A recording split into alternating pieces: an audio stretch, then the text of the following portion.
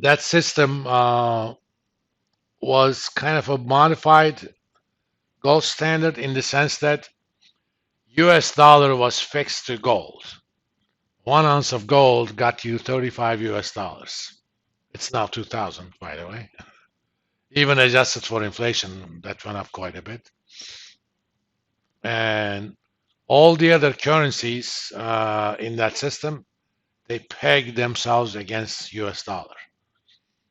So French said, okay, we're gonna peg our exchange rate so that $1 buys 6 francs, or £1 buys 1 British pound buys 3 US dollars, something like that. Okay? They all had a fixed exchange rate. But unlike gold standard, which is very rigid, there was kind of an out. Suppose you had issues with your balance of payments, you want to devalue your currency, you basically change your peg against US dollar. That was allowed. But other than that, currency didn't trade freely, or there was a narrow band. Anytime an exchange rate wanted to get out of that, governments and or IMF was supposed to intervene and keep it at that rate. But at some point, you cannot defend that line. You know, just like in football, if you can't defend a certain line, you have to go back, right? That's what a devaluation is. That system worked well for a while. You know, U.S. was having been the most important beneficiary of the victory of the Second World War. I mean, obviously, French wasn't going to be a reserve currency or nor pound. You know, French probably want it to be. Those guys still think that they won the Second World War. If it wasn't for the U.S. twice, they would have been speaking German with an accent now. I mean, U.S. saved their heinies in 1917 when they joined World War One, obviously in the Second World War. But if you talk to any French, oh, we had resistance. No, you did not. Most of the French were collaborators. I mean, there was a resistance movement, but it's not as romantic as it is told in movies. Most French collaborated. And I'm not saying that in a pejorative word, pejorative meaning. You know, somebody like Nazis, he made you. You either die or you collaborate. There's not any middle ground. Or you go to the mountains, nobody finds you. So it's not that easy not to collaborate. Don't get me wrong, but you know, history is written by the winners. So according to French, you know, the entire nation of France was an example of resistance. No, you were not. Just watch the movie Casablanca. The movie Casablanca was shot during that time, so it's not about revisionist propaganda. Have you, any of you guys ever watched that movie? Come on, guys. It's one of the best movies ever made. Humphrey Bogart, Ingrid Bergman. It's the classic bogey. Have you ever heard the line? Of all the gin joints in of all the countries, why do I find you here? He runs into the character played Ingrid Bergman. There's a big love story, but they're running away from Germans.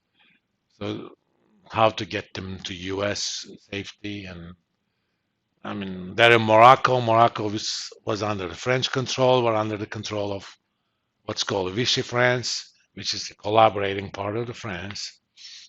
So how do they run from Nazis? It's a nice little story, but I think it was shot in 1944, if I'm not mistaken.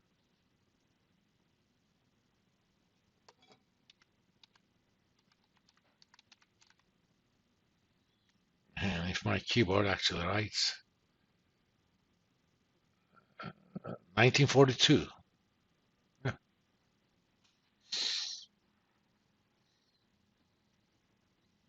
I mean, I'm sure you can get the DVD relatively cheap, or it's streaming freely somewhere.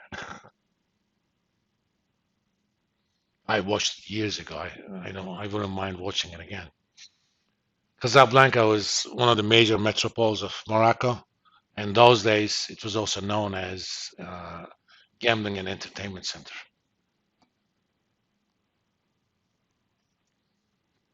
It still is, but it's not as popular as Monte Carlo. Now, around late 80s and early 70s, partially because of all the financing U.S. has had to do for the Vietnam War, U.S. dollar was essentially weakening, but it was fixed against what you want to call gold. And at some point, French attacked the system. They basically wanted to say, okay, I'm going to bring a lot of US dollars and you're going to give me gold. Because if US dollar is weaker, eventually that will get you less gold. But right now it gets you a lot of gold. Think about it. An ounce of gold is about $2,000 now. Okay, even on an inflation adjusted basis. Uh, Actually, we can ask this to Chat GPT directly. I used to Google search for these, but now I ask these questions to Chat GPT.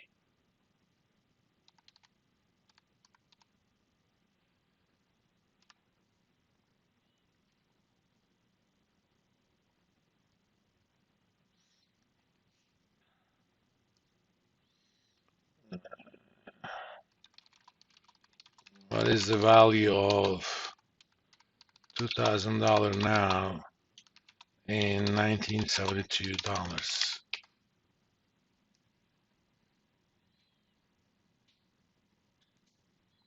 I know how to do it. Just give me the number.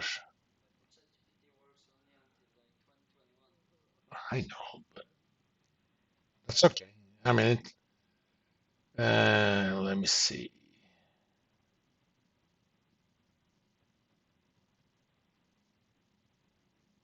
It can't be true. It should be less. CPI in 1972 was 41.8. 2021, 268.6. So you have to divide by that ratio. Let me do it by calculator. So divide $2,000 by 268.6 multiplied by 41.8. So that's $2,000 of an ounce of gold in 1972 dollars was equal to 311. But you could buy an ounce of gold by paying 35 US dollars. Okay. That meant if you believe that US is in trouble, you're gonna grab, and France had a big export surplus, so they had all these US dollars. They brought all those US dollars, attacked the currency, which means they asked for gold at $35 an ounce. At some point, it becomes untenable, and US said, okay, we're not honoring that peg anymore. Thank you.